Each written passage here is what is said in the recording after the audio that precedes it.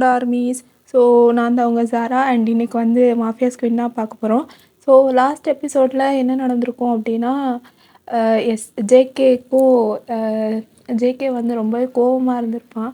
So ஏன்னா baby வந்து போயிடுச்சு அந்த சோகம் வேறு. ஸோ அவரும் வந்து சரி எப்படியாவது ஒயினை வந்து மாஃபியாலேருந்து வெளியே கொண்டு வரணும் தான் டைவர்ஸுன்ற பேரில் டைவர்ஸ் கேட்டிருப்பாரு. பட் நம்ம ஒயின் வந்து என்ன நினச்சிட்டான்னா, இல்லை ஜேகேக்கு வந்து அவளை சுத்தமாக பிடிக்கல, அவன் வெறுத்துட்டான், அதனால தான் அவன் வந்து டைவர்ஸ் வரைக்கும் போகிறான் அப்படின்னு சொல்லிட்டு தான் அவங்க வந்து ஒயினும் வந்து டைவர்ஸ் பேப்பரில் அவசர அவசரமாக யோசிக்காமல் சைன் பண்ணிவிடுவான். ஸோ இதில் முடித்தேன். இதுக்கப்புறம் என்ன நடக்குது அப்படின்னா, அன்னைக்கு நைட்டு ஸோ எல்லாருமே தூங்கிட்டு இருக்காங்க.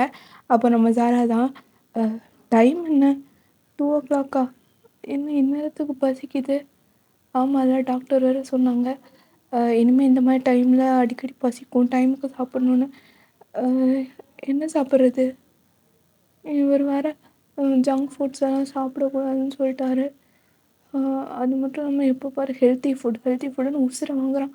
இன்றைக்கி வர மார்னிங் பாவக்காய் ஜூஸை வாயில் ஊற்றி விட்டார். அது வரை எனக்கு கசப்பு போகலை. ஏதாவது ஸ்வீட்டாக சாப்பிட்டா தான் அந்த கசப்பு போகும். ஆனால் என்ன சாப்பிட்றது, ஐஸ்கிரீம். சரி ஃப்ரிட்ஜில் பார்க்கலாம். என்னது, ரூம் ஃப்ரிட்ஜில் ஒன்றுமே இல்லை, ஒரு ஐஸ்கிரீம் கூட இல்லை. தெரியும் இந்த கேடி ஏதோ பண்ணியிருக்கோம். சரி கிச்சனில் போய் பார்க்கலாம் அப்படின்னு சொல்லிட்டு நம்ம சாராவும் போயிட்டு கரெக்டாக ஃப்ரிட்ஜை ஓப்பன் பண்ணி ஐஸ்கிரீம் ஐஸ்கிரீம் அப்படின்னு கையில் எடுக்கும்போது கரெக்டாக வந்து லைட் ஆன் ஆகும். ஸோ சாராக்கு இது தெரியாதுல்ல. சாரா திடீர்னு பார்த்துட்டு எவன்டா அவன் லைட்டு போட்டது, இப்போ தான் ஏதோ கஷ்டப்பட்டு ஐஸ்கிரீமை கண்டுபிடிச்சேன், அதுக்குள்ளே எவன்டா அவன் லைட்டை போட்டது அப்படின்னு சொல்லிட்டு பார்த்தா அப்படின்னு ஒரு சவுண்டு. ஸோ சாரா அப்படியே கல் பண்ணிட்டு அப்படியே பவுலை வந்து பின்னாடி மறைச்சிட்டு அப்படியே நிற்கும்.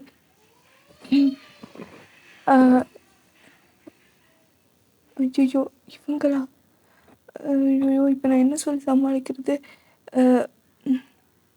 ஆமாம், ஐயோ அண்ணா, நீங்கள் 2 பேரும் இங்கே என்ன பண்ணுறீங்க? நாங்கள் பண்ணுறது இருக்கட்டும், நீ என்னம்மா இங்கே பண்ணிருக்க? அது அண்ணா அது வந்து இல்லை நான் தாகமாக இருந்ததா தண்ணி குடிக்கலான்னு வந்தேண்ணே. எது தண்ணி குடிக்க வந்தியா? உன்கிட்ட என்னடா சொல்லியிருக்கேன், இந்த டைம் அவள் ஸ்டெப்ஸ் எல்லாம் ஏறி இறங்கக்கூடாது, ஸோ அவளுக்கு என்னெல்லாம் வேணுமோ எல்லாமே ரூம்லேயே செட் பண்ணுன்னு. குடிக்கிறதுக்கு ஒரு தண்ணி பாட்டில் கூட வைக்காமல் நீ என்னடா பண்ணிருக்க வென்று? டே மச்சான், அவள் போய் சொல்கிறாடா. ஃப்ரிட்ஜில் ஒரு பாட்டில் இல்லைடா 3 பாட்டிலாக தண்ணி எடுத்து வச்சுருக்கேன்டா. எது தண்ணி ரூமில் இருக்கா? ஐயோ இவர் வேறு மாட்டி விடுறானே, இப்போ என்ன பண்ணுறது? ஜரா அது என்ன பின்னாடி மறைக்கிற? அது ஒன்றும் இல்லைண்ணே, தண்ணி பாட்டில் தான். சரி தண்ணி பாட்டில் தானே, ஒன்றும் இல்லை, கொடு என்கிட்ட கொடு. இது உன்கிட்ட கொடுக்கவா? ஐயோ மாட்டினேன், இப்போ என்ன பண்ண போகிறேன் அப்படின்னு சொல்லிட்டு அப்படியே அந்த பவுலை எடுக்கும். ஜாரா, உன்கிட்ட நான் என்ன சொன்னேன்? இந்த ஜங்க் ஃபுட்ஸ் ஐஸ்கிரீம்ஸ் இதெல்லாம் சாப்பிடக்கூடாதுன்னு சொல்லியிருக்கேன்ல, அப்புறம் ஏன் நீ சாப்பிட்ற? அண்ணா ப்ளீஸ்ண்ணா, ஒரே ஒரு ஸ்கூப், ஜஸ்ட் 1 ஸ்கூப் தான், எனக்கு ஏதாவது ஸ்வீட்டாக சாப்பிட்ணுன்னு தோணுதுண்ணா ப்ளீஸ். அதான் உங்ககிட்ட சொல்லியிருக்கேன்ல, இந்த மாதிரி இதெல்லாம் சாப்பிட்டா கோல்ட் ஆகும், அப்புறம் உனக்கு ரொம்ப ப்ராப்ளம் ஆகிடும்னு. அண்ணா ப்ளீஸ், நான் ஒரே ஒரு ஸ்பூன். அதான் அண்ணன் சொல்கிறான்ல, அப்புறம் என்ன? அண்ணன் சொல்லிட்டான்ல, குடிச்சிட்டு கிளம்பு. டே ப்ளீஸ் நீங்களும்மா, ப்ளீஸ் ப்ளீஸ் ப்ளீஸ், ஒரே ஒரு ஸ்கூப், நான் பாவம்ல. சாரா, நோ, இன்னும் எனக்கு no junk foods, no French fries, no ice cream, only healthy foods, fruits vegetables அந்த மாதிரி தான் நீ சாப்பிட்ணும். எது ஃப்ரூட்ஸ் அண்ட் வெஜிடபிள்ஸ் சாப்பிட்ணுமா? ஐயோ தினம் அதெல்லாம் நான் சொல்கிறேன்ல, போ. ஜங்க் அதை வாங்குடா. இதோ போகிறேன்டா மச்சான். நான் ப்ளீஸ்ண்ணா, ஒன்று. நோ சாரா, சொல்லிட்டேன்ல, போ. போகிறேன். இப்போ பாரு இப்படியே ரூல்ஸ் அண்ட் ரெகுலேஷன் போட்டு என்னை சாகடிக்கிறீங்க, நான் போகிறேன். So the next day morning என்ன ஆகும்னா, தயாவும் ஜேகேவும் மாற்றி ஜாராவ கேர் பண்றேங்கிற பேர்ல பிள்ளைய போட்டு அவ்ளோ பாடுபடுத்தியிருப்பாங்க. ஸோ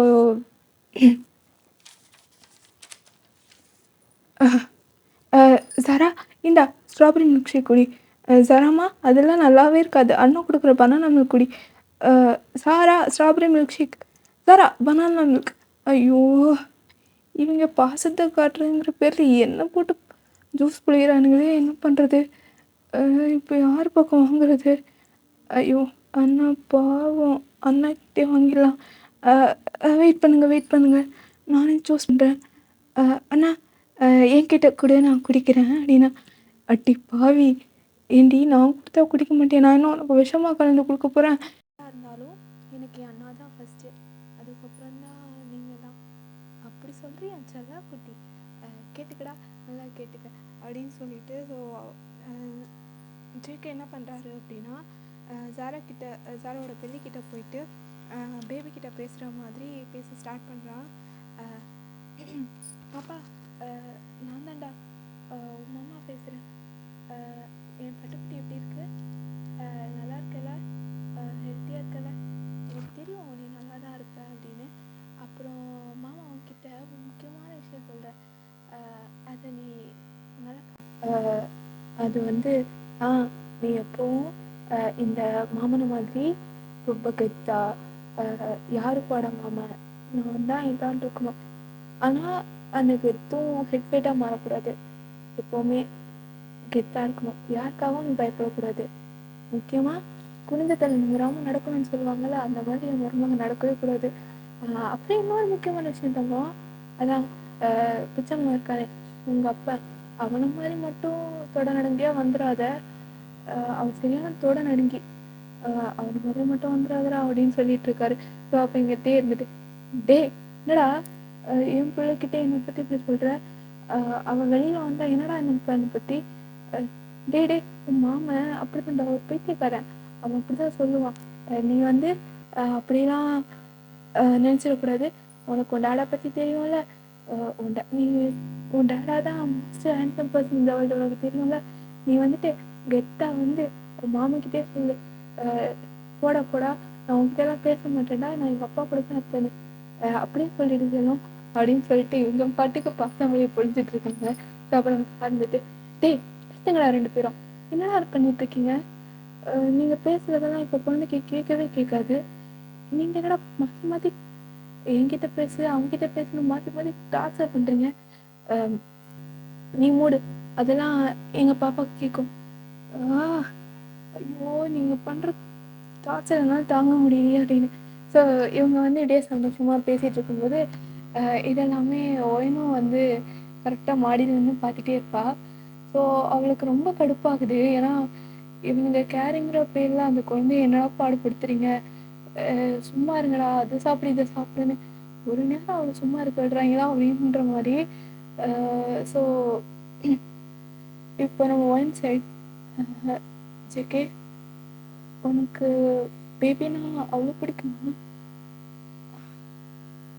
ஜாராவோட பேபியை எவ்வளோ கேர் பண்ணுற. அப்போது நமக்கு ஒரு பேபி இருந்தா நீ என்னை எவ்வளோ கேர் பண்ணியிருப்பல. நான் தான் யோசித்தெல்லாம் பண்ணிட்டேன். உங்கள் பேபி போயிருந்தா இதே மாதிரி என் ஜமுக்கு அனுப்பிச்சிருப்பாங்க. அவ்வளோ கேரிங்கா கூட என்னை அசைய கூட விட்டுருக்க மாட்டான். ஆனால் நான் தான் தப்பு பண்ணிட்டேன் போல. அண்ணி அண்ணா அண்ணி இன்னும் சாப்பிடலவா? நம்ம சாப்பாடு கொடுக்கலாம். இதோ வந்துட்டேன், நான் வந்துட்டேன். இந்த ஆப்பிள் ஜூஸ் குடி. ஒயின் அதெல்லாம் குடிக்காதடி, அவன் கொடுக்குறதெல்லாம் சாப்பிடாது. இந்த அண்ணன் உனக்காக கொண்டு வைப்பார் மிக்ஸ்ட் ஃப்ரூட் ஜூஸ், இதை விட இதாண்டி நல்லாயிருக்கும், சாப்பிடு. இல்லை ஒயின், நீ அப்படிலாம் பண்ணக்கூடாது. நீ இப்போ என்ன பண்ணுற, நான் கொடுக்குற இந்த ஆப்பிள் ஜூஸை குடிக்கிறியா? அப்போதான் நம்ம பாப்பா ஆப்பிள் மாதிரி அப்படியே பிறக்குமா. குடிச்சிடறேன். வேணாம் சேர்க்கே வாமிட் வந்துடும். வந்தாலும் பரவாயில்ல, ஏதாவது சாப்பிட்ணும்ல. சாப்பிடாமலே இருந்தால் என்னடியோ ஆகும் நம்ம. குடி என் செல்லல. அண்ணி நீ அவன் சொல்கிறதெல்லாம் கேட்காத அண்ணி, அவன் ஒரு லூஸு. இதை பாரு, யார் சொன்னாலும் கேட்கக்கூடாது. உனக்கு நான் செல்ல பிள்ளை இல்லை, நான் அண்ணி செல்லம்ல, நான் சொல்கிறேன்ல, இந்த மில்க் மிக்ஸ் குடி, இங்கே பாரு ஹெல்த்தி மிக்ஸ் இருக்குது, இது ரொம்ப நல்லது, நீ அவ்வளோத்தையும் காலி பண்ணிடு, நல்ல பிள்ளை இல்லை, ப்ளீஸ் நீ எனக்காக குடிங்க. ஸோ ஐயோ டே விடுங்கடா, இப்படியே நான் சாப்பிட்டுட்டு இருந்தா வாய் வழியாக வாங்கி மட்டும் இல்லை, என் குடலே வெளியில் வந்து விழுந்து போல இருக்கு, தானுங்க நான் போனோம். ஸோ அந்த டைம் பார்த்து கரெக்டாக நம்ம ஒயினுக்கு ஒரு கால் வருது. லாயர் சாரா? அவர் ஏன் இந்நேரம் கூப்பிட்றாரு? என்னவா இருக்கும்? சரி கேட்கலாம். Hello lawyer sir. மேடம், அது ஒன்றும் இல்லை, இன்றைக்கி 10:30க்கு உங்கள் கேஸ் ஹியரிங் வருது. ஸோ உங்களை கோர்ட்டுக்கு வர சொல்லியிருக்காங்க மேடம், அதை இன்ஃபார்ம் பண்ண தான் கூப்பிட்டேன். ஓ அப்படியா, சரி. நீங்கள் ஜேகே கிட்ட சொல்லிட்டீங்களா? அது அவரோட லாயர் சொல்லிடுவார் மேம், நீங்கள் கொஞ்சம் சீக்கிரமாக வரீங்களா? ஓகே சார், வந்துடுறேன்.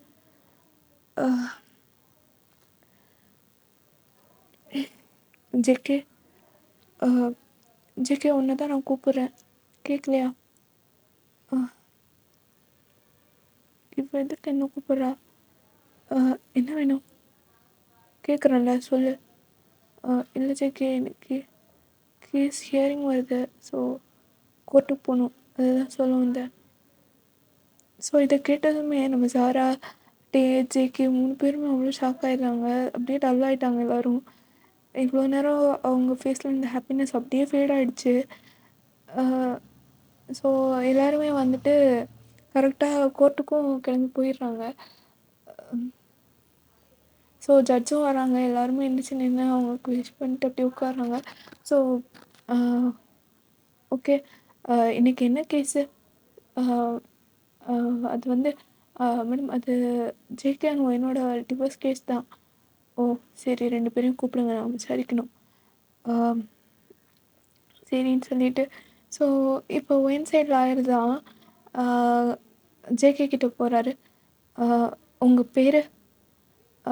என் பேர் ஜீவன் ஜங்கக். ஜேகே ஒரு நிமிஷம், நான் உங்ககிட்ட ஒரு கொஸ்டின் கேட்கலாமா? கேளுங்க. அது நீங்கள் ஒயினை விரும்பி தானே மேரேஜ் பண்ணிக்கிட்டீங்க, அப்புறம் ஏன் டைவர்ஸ் பண்ணிக்கலான்னு சொல்கிறீங்க அப்படின்னு அவர் கேட்டுட்ருக்காரு. ஸோ ஜேகே எதுவுமே பேசலை, கொஞ்ச நேரமாக அப்படியே நிற்கிறான். ஸோ அந்த நேரம் பார்த்துட்டு ஜட்ஜும் திரும்ப வந்து கேட்குறாங்க, சொல்லுங்கள் ஜேகே, சொல்லுங்கள், இந்த மாதிரி கோர்ட்டில் பேசாமலாம் இருக்கக்கூடாது, நீங்கள் பிடிச்சி தானே மேரேஜ் பண்ணீங்க, அப்புறம் ஏன் 2 பேரும் டிவோர்ஸ்னு வந்திருக்கீங்க, அது இவ்வளோ சீக்கிரத்தில், என்னாச்சு உங்களுக்கு? உங்களுக்குள்ள என்ன பிரச்சனை? அது மேடம், ஆக்சுவலி இவளை நான் விரும்பி தான் கல்யாணம் பண்ணிக்கிட்டேன், என் உயிராக நினச்சேன். ஆனால் இவளுக்கு நான் முக்கியம் இல்லை, என்னை விட அவளுக்கு மாஃபியா ஃபீல்டு தான் முக்கியம். அந்த மாஃபியாக்காக என்னால் உருவான ஒரு உயிரை எனக்கே தெரியாமல் இவ கொன்னுட்டா. கொல்ல பிளான் பண்ணா, அது நீ கொல்ல வேண்டாம், நானே போய்ட்றேன்னு சொல்லிட்டு போயிடுச்சு. எப்போ அவள் குழந்தைய கொன்னாலோ அப்போவே அவன் மேலே இந்த லவ்வெல்லாம் எனக்கு போயிடுச்சு. இதுக்கு மேலே நான் அவள் லைஃப்பில் இருக்க விரும்பலை. அவளுக்கு என்னை விட, என் சந்தோஷத்தை விட மாஃபியா தான் முக்கியம். அதனால எனக்கு டிவோர்ஸ் கொடுத்துருங்க அப்படின்னு சொல்கிறாரு. ஸோ ஒயினுக்கு ரொம்ப கஷ்டமாக இருக்குது. ஒரு காலத்தில் நம்மளை எவ்வளோலாம் லவ் பண்ணா, ஆனால் இப்போ ஏன் இவன் எப்படி பேசுகிறான் அப்படின்னு. ஸோ வேண்டாம் ஜிகே, நான் சொல்கிறது கேளு, நான் பண்ணது தப்பு தான், ஆனால் அதுக்கு இவ்வளோ பெரிய தண்டனை வேண்டாம். எனக்கு புரியுது நான் ஒன்று அவ்வளோ காயப்படுத்தியிருக்கேன்னு, ஆனால் அதுக்காக என்னை விட்டு போகிறேன்னு சொல்ல ஜிகே ப்ளீஸ். மூடுறியா? எனக்கு நீ வேணான்னு சொல்லிட்டேன்.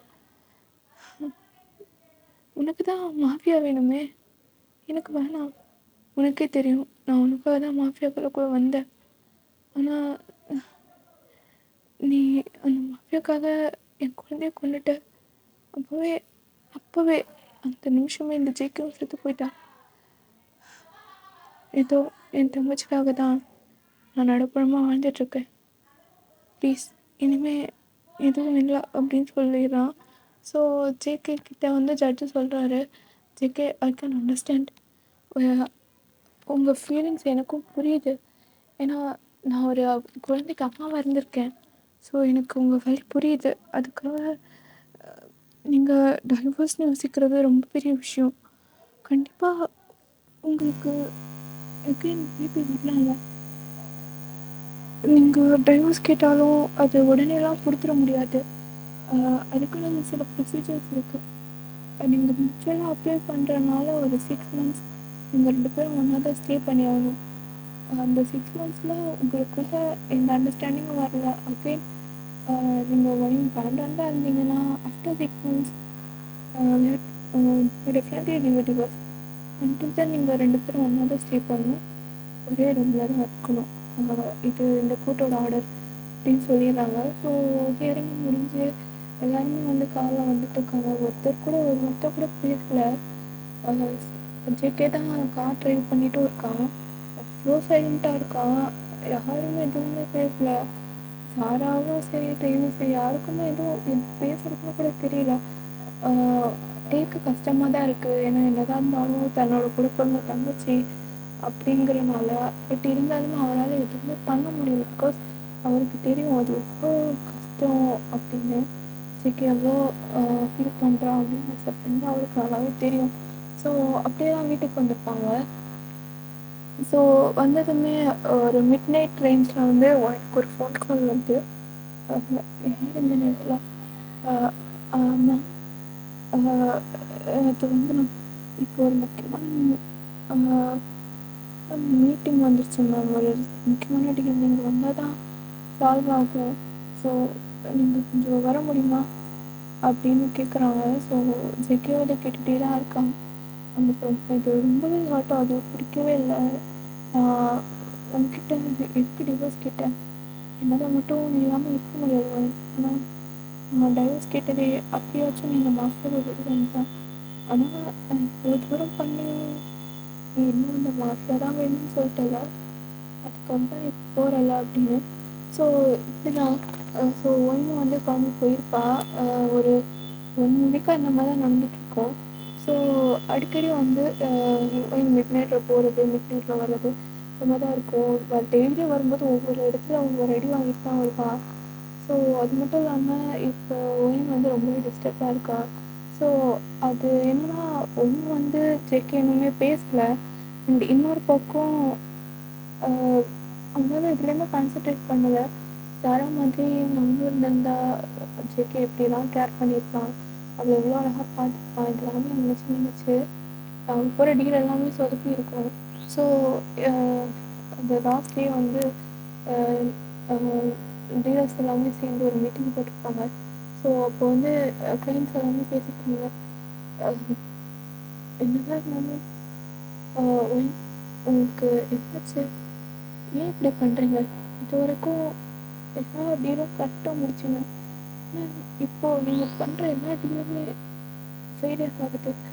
அதான் அப்போது அப்படின்னு சொல்லும்போது பக்கத்தில் இன்னொருத்தர் இருந்துட்டு, அதான் சார் அப்போ தான் சார் சொன்னேன், அப்போவே சொன்னேன் சார் அவர்கிட்ட, என்னதான் மாஃபியாவே இருந்தாலும் அவருக்கு பொண்ணு, அந்த பொண்ணால் இதெல்லாம் முடியாது, நம்ம ஜேகே கிட்டே சொல்லியிருக்கலாம்.